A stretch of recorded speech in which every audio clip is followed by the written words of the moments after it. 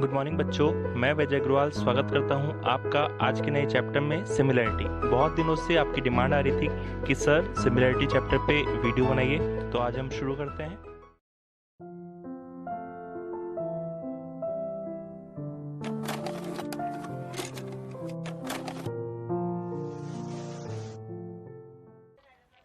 सबसे पहले congruent figure बेटा क्या होते हैं? अगर एक फिगर को दूसरे फिगर पे सुपर इम्पोज कर दिया जाए तो वो पूरा सुपर इम्पोज हो जाना चाहिए, उसे ही कॉन्ग्रुएंट फिगर होते हैं। जैसे इसकी डेफिनेशन पढ़ लेते हैं। Two geometric figure which have the same shape and size are known as congruent figure.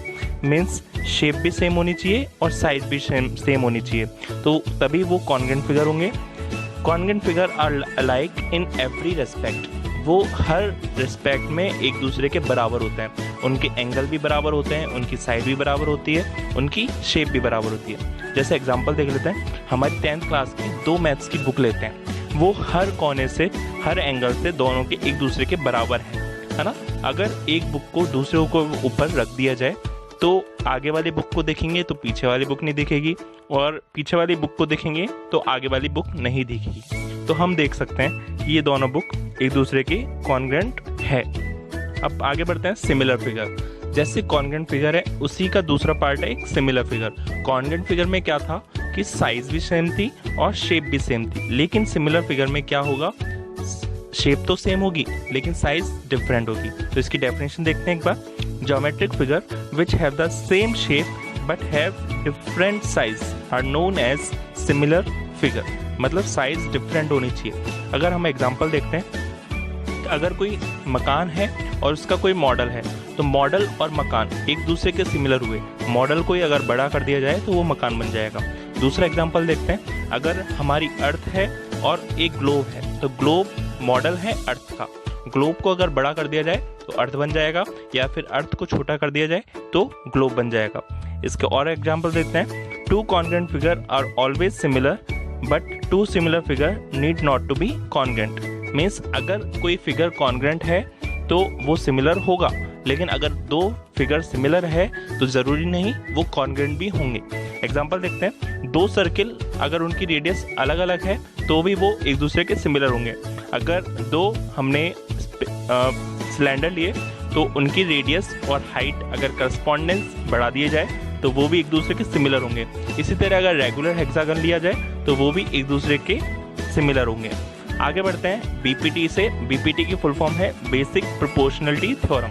ये हमारे इस चैप्टर की बहुत इंपॉर्टेंट थ्योरम है, बोर्ड में बहुत बार पूछी जाती है। तो सबसे पहले इसका स्टेटमेंट देख लेते हैं। बेसिक मीन क्या है?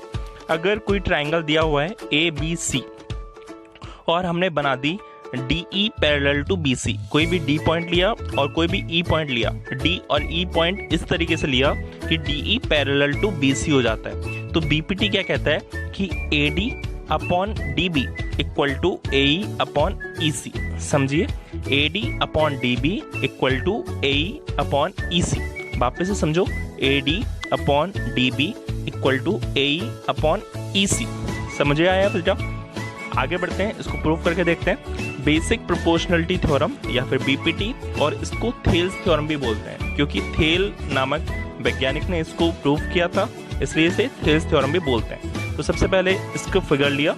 ये फिगर कैसे कंस्ट्रक्शन करी है हम बाद में बात करेंगे, पहले इसका स्टेटमेंट देख लेते हैं। इसका स्टेटमेंट है, if a line is drawn parallel to one side of a triangle to intersect the other two side in distinct point, the other two side are divided in same ratio। अगर एक triangle है उसमें एक point ले लिया D, अगर DE को हमने ऐसे बढ़ाया कि वो BC के पैरेलल चले तो वो E पॉइंट पे टकराएगा। अब AD अपॉन DB जो होगा वो AE अपॉन EC के होगा। तो हमको प्रूफ क्या करना है? हमको प्रूफ करना है AD upon DB equal to AE upon EC। समझ में आया? वापस से पढ़ो, AD upon DB equal to AE upon EC। अब बेटा मैं जो आपको ट्राइंगल बोलूँ वो ट्राइंगल गौर से देखना, तभी आपके क्वेश्चन समझ में आएगा। तो सबसे पहले मैं कंस्ट्रक्शन करता हूँ। कंस्ट्रक्शन मैंने क्या करी, ज्वाइन BE एंड CD। मैंने BE को ज्वाइन किया ये वाला, और CD को ज्वाइन किया,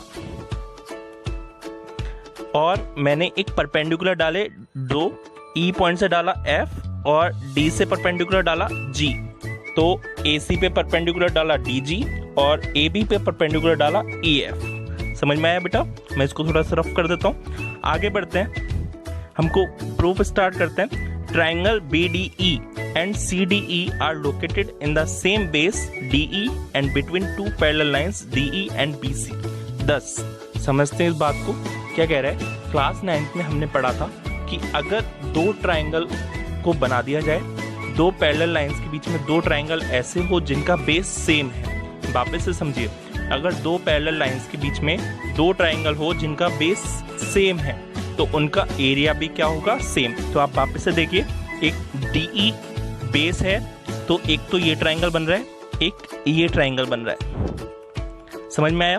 तो ये इन दोनों का जो बेस है वो DE है और ये इन दोनों लाइनों के बीच में बने हुए हैं, दोनों पैरेलल लाइंस के बीच में बने हुए हैं, तो इन दोनों का एरिया सेम होगा। तो हमने इसको लिखा, एरिया ऑफ BDE देखिए, BDE ये रहा, और एरिया ऑफ CDE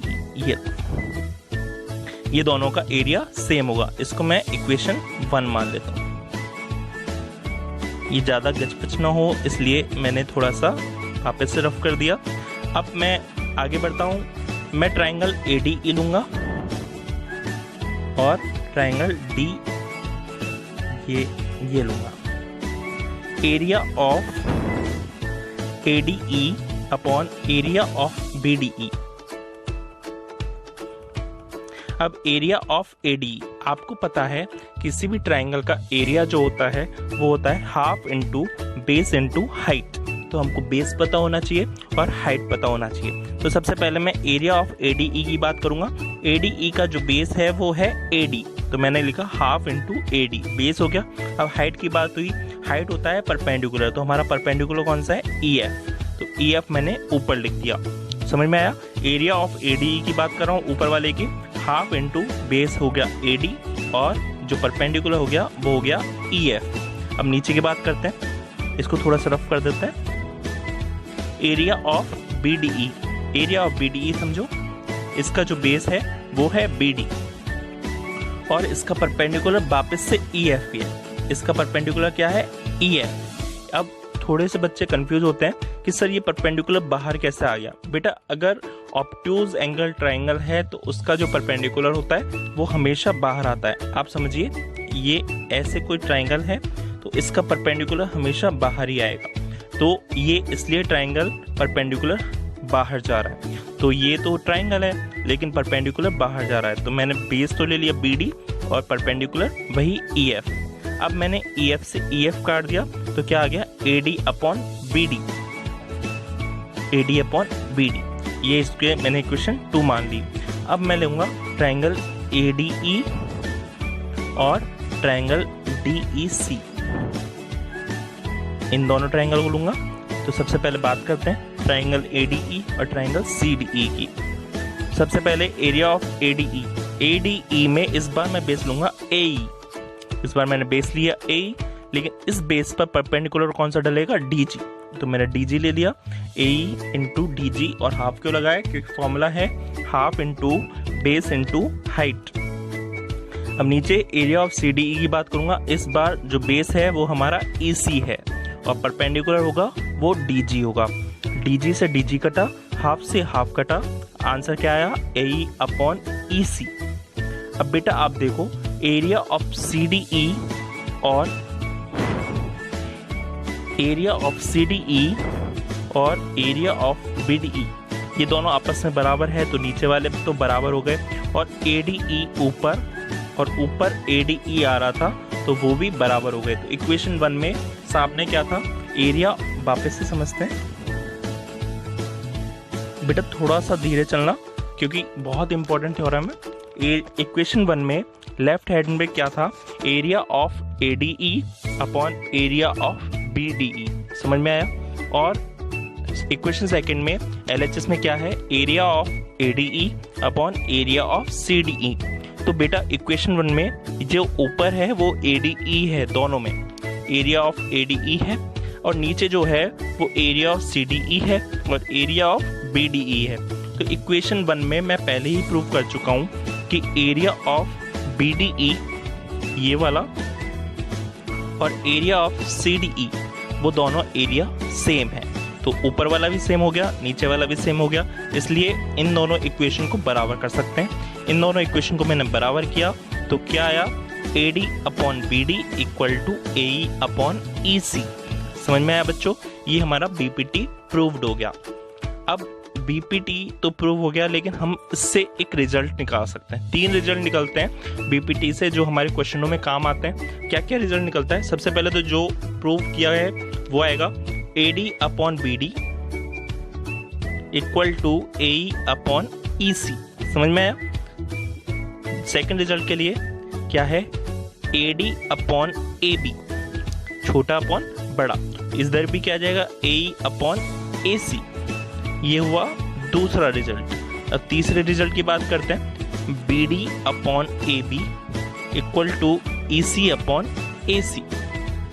आ गया बेटा रिजल्ट समझ में? तो आगे बढ़ते हैं। ये हो गया हमारा पहला, ये हो गया हमारा दूसरा और ये हो गया हमारा तीसरा। अब आता है कन्वर्स ऑफ BPT। BPT का उल्टा मीन्स हमने BPT में पढ़ा था कि अगर 2 लाइंस पैरेलल है तो उनका रेशो भी बराबर होगा, लेकिन BPT का जो कन्वर्स है वो क्या कहता है, इसका स्टेटमेंट देख लेते हैं एक बार।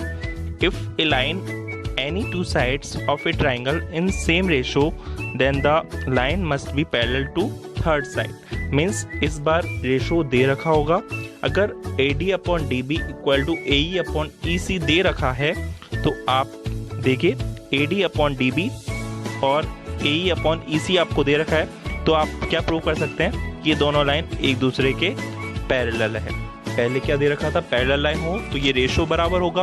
अब इस बार कन्वर्स ऑफ BPT में क्या कह रहे हैं, अगर ये रेशो बराबर है तो वो लाइन भी पैरेलल होगी। समझ में आया? BPT के ऊपर हमारे कुछ न्यूमेरिकल्स आते हैं, उन न्यूमेरिकल्स को समझ लेते हैं। In a triangle ABC DE parallel to BC, ये लाइन पैरेलल दे रखी है एक दूसरे के। अगर ये दोनों लाइन पैरेलल है तो ये BPT लग जाएगा। अब AD अपॉन DB 3/5 दे रखा है, मतलब AD अपॉन DB 3/5 दे रखा है। EC हमको दे रखा है 10, तो AE पूछ रहा है। तो बहुत सिंपल क्वेश्चन है, हमको BPT से पता है कि AD upon DB equal to AE upon EC है या नहीं है बिल्कुल है। अब हमने AD अपॉन DB की वैल्यू 3/5 रखा यहाँ से, और EC की वैल्यू 10 रखी, मैंने यहाँ से 10 रख दी। अब मैंने क्रॉस मल्टीप्लाई किया तो 5 को AE से मल्टीप्लाई किया 5AE और 3 को 10 से मल्टीप्लाई किया 30। अब 5 क्रॉस मल्टीप्लाई होके उधर चल जाएगा, तो ट्रांसपोज होके उधर चल जाएगा, तो 30/5 होगा तो 6। अब 6 यूनिट लिखा क्योंकि क्वेश्चन में यूनिट दे रखा था। अगर सेंटीमीटर दे रखा होता तो हम सेंटीमीटर लिख लेते हैं, अगर मीटर दे रखा होता तो हम मीटर लिख देते हैं। समझ में आया आप सभी के? नेक्स्ट क्वेश्चन की तरफ बढ़ते हैं। In a triangle ABC DE parallel to BC, ये बिल्कुल देगा। अगर ये देगा तो मतलब BPT जरूर लगेगी। AD upon DB equal to 4/30, मतलब AD upon DB equal to 4/13 दे रखा है। अब AC इक्वल टू 20.4 दे रखा है। AC ये पूरा का पूरा दे रखा है, ये पूरा दे रखा है 20.4। अब हमसे EC पूछ रहा है। EC हम मान लेते हैं ये वाला X मान लेते हैं। EC X हो गया और पूरा का पूरा 20.4 है, तो बताइए AE क्या होगा?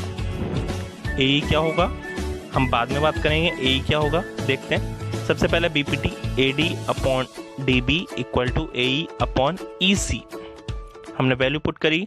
AD अपॉन DB हमको दे रखा है 4/13, तो 4/13 रख दिया। अब AE मैंने रखा 20.4 माइनस X, जो मैं बात कर रहा था, क्योंकि पूरा था 20.4 और ये था X, तो ये कितना बचा 20.4 माइनस X। और EC है नीचे, EC तो हमने माना ही था X, तो EC हमने X मान लिया। क्रॉस मल्टीप्लाई किया, 4 को X से किया 4X, 13 को 20.4 माइनस X से मल्टीप्लाई किया, ये आ गया। अब 13 को मैं 20.4 से मल्टीप्लाई करूंगा, 13 इंटू 20.4, और माइनस 13 को X से मल्टीप्लाई करूंगा तो 13X। अब ये माइनस वाला उधर जाके क्या हो जाएगा प्लस का, तो मैंने प्लस किया। 4X plus 13X equal to 13 into 20.4। 13 plus 4x कितना होता है 17x, तो 17x इक्वल टू 13 इंटू 20.4। अब आप सोच रहे होंगे सर ने मल्टीप्लाई क्यों नहीं किया, अभी आपके समझ में आ जाएगा कि मैंने मल्टीप्लाई क्यों नहीं किया। 17 को अगर ट्रांसपोज करूंगा तो 17 नीचे चल जाएगा, 17 से 20.4 जाएगा, कितनी बार जाएगा 1.2, तो 1.2 इसलिए मैंने मल्टीप्लाई नहीं किया था। अब 13 को मैं 1.2 से मल्टीप्लाई करूंगा तो आंसर आएगा 15.6 यूनिट। आप सभी के समझ में आ गया होगा। नेक्स्ट क्वेश्चन की तरफ बढ़ते हैं।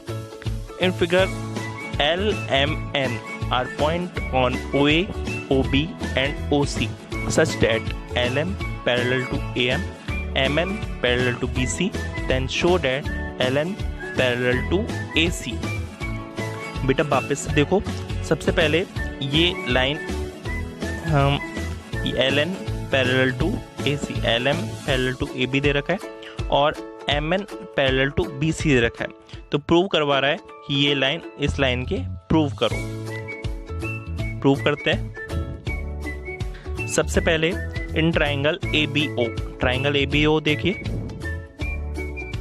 ये इस ट्राइंगल में अगर मैं BPT लगाता हूं तो BPT देखो क्या आता है, OL upon LA equal to OM upon MB। समझ में आया आप सबके, OL upon LA equal to OM upon MB।